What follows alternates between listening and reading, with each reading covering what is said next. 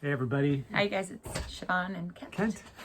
And this is a beginner video that we're going to talk to everybody about for those of you who, like myself, and I don't know if Kent ever did the walk run program to start running. He ran there were 5 boys in his house. They were always running away from each other. To keep from getting beat up by older brothers. When I started running in my 20s, I started running with the goal of being able to complete a mile. And that was my intention because I had heard somewhere on a radio show that not many people could complete a mile without stopping, and that was my motivation. So I would go out and I would mistakenly run as far as I could.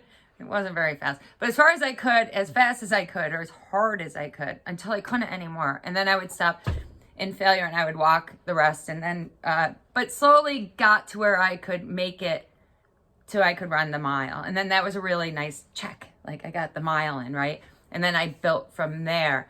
I didn't know back then that I was onto something. Darn it. But the walk run program is hugely successful, and we think it's where everybody should start. Yeah, I mean, the key is trying to increase the amount of time that you're out there. So if you're a beginner and you're like just trying to get started and figure out how do I run for extended distances, the biggest thing that you eventually have to teach yourself is that you can run a little bit slower and go a little bit further. You know, for example, if I was going to run a marathon and I started off running at my 5K pace, I would be exhausted and have to stop and walk. But if I figured out how to slow that pace down enough, I could go further with it. And you just kind of have to figure that out. But we like to have people start, if like you're really just learning how to run, to do just short 30-second run intervals where you focus on that form that we talked about, right? So if you're teaching yourself how to run, why not do it the right way, right? So every 30 seconds that you're going to run, you're going to really think about that posture, about the arm action, that having that nice quick light turnover in the air more than you are on the ground, right?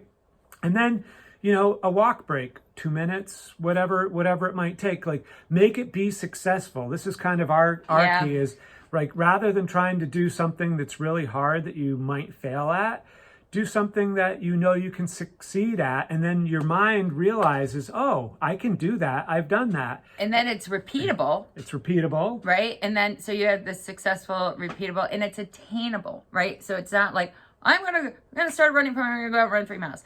No, you're gonna start a program, you're gonna say, I know I can achieve this. It's not gonna be easy. I mean, it's a challenging thing to start running, but if you do it correctly and you work on conditioning your body to be ready to repeat that achievable goal, that's what we're looking for. Right. So if you started with, say, you know, the 2-minute walk with 30-minute jog, and our goal again is to get at least 20 minutes, right? I don't really care how far you travel in the 20 minutes. Right. It's about time, not about distance. So, and then let's say you do it and you're like, oh, that really wasn't that bad at all. Hey, great. That's great. You know, running shouldn't always be super hard. Otherwise you don't want to do it, right? So there's got to be some enjoyment to it. Well, you'll get to where it's enjoyable, you know, and this is something people ask us all the time.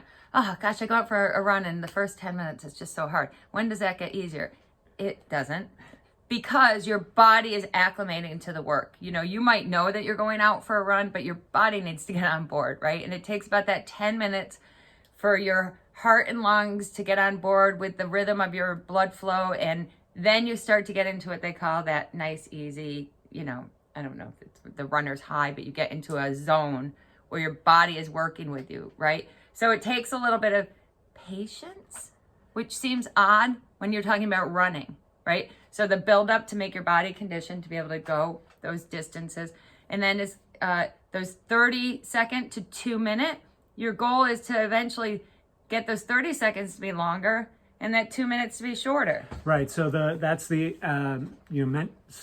the adaptation in your mind, right? Your mind's really what makes you stop and walk more than anything, because it feels the stress on your body and it says, oh, you can't keep doing this, you got to stop. But if you do 30 seconds and you repeat it many times, and then your mind's going to say, hey, well, could I do 35 or 40 seconds? Yep. Yeah, I think I could. So then, you know, you do that a little bit longer and you maybe shorten up those walk breaks. But here's the key is this: if you start running and then till you think that you think that you have to stop, you're always going to have to stop, right? So if you if you go with the plan that your mind's not in charge of when you walk and when you run, your watch is. Right. Like, you're going to run for this amount of time. Even if it feels great, you're not going to go further. You're going to, because this is what you're going to do, and you're going to repeat it, and you're going to walk for this far. And you let the watch dictate when you walk and run, and not It's your an mind. assignment, right? It's a work assignment, and it's gonna. If you think about it that way, and I've used this story with a million people, that the mind will tell you that you can't do something, but it also will tell you that you can do something. And I say this to a lot of people I work with: if the most important person to you was a mile away, right, and you had to get to them, you would run to them. You wouldn't even think about it. You would just go, right? Because you had that kind of power. But it doesn't mean that that's the way that you're training right now. You're not saving anybody, right? Your goal is to get to where, boy, that person is 26 miles away. You can get there. You're going to condition your body so that you're lengthening the time that you're running, shortening the time that you're walking. And overall, maybe increasing the length of time that you're out there. Right. From 20 minutes to 25 to 30. And then the distance will come naturally, right? So we're just working on time right now, and then all that distance stuff comes in afterwards. So just building that base and getting comfortable and getting used to that successful, repeatable, attainable goals. And remember, the only difference between running and walking is when you're walking, you always have one foot in contact with the ground. And when you're running, there's a moment of airborneness where neither foot is on the ground. It has nothing to do with pace. We oftentimes have people who end up jogging slower than what they were walking, but to get that body used to having that little bit of airborne and that motion of running and not the walking motion is a big deal, and that's kind of where you're headed to. And that running PAL is how you get there, right? If you're doing that, working on that posture and that forward lean, you don't have any choice but to have to turn over. It's a lot of little pieces that all come together, but when they come together, it's really great. Right? So and it takes time. We're encouraging Usually you a lot longer than you think. to be patient. So the goals that we usually have are a 6-week program to get beginners to be able to complete 3 miles. Doesn't mean that you're going to be able to run 3 miles in continuous, but if you think about it, that's how long we anticipate for somebody to take to gradually increase their distance. So it's not a program where you go from not doing anything or just walking to running a 5K in a week. That's not what we're looking for. We're looking for you to commit to doing this over a period of time in these slow, steady builds. Hopefully that helps get you started. Send us questions if you have any. Thanks so much. Bye.